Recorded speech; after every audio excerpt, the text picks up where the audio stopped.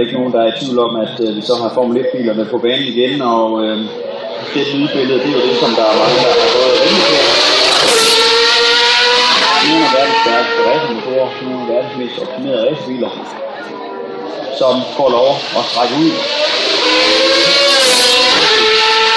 Og plads til lyden ikke kan brede sig ud over bugten. Så flest muligt kan få glæde af det stykke motorskulptur, som Formel 1 jo er. En løb til startede jo ikke Formel 1 fra starten af. Startede som Grand Prix. Grand Épreuve, hedder det vel på fransk. Og så siden har det jo været definition på motorsportens top kongeklassen.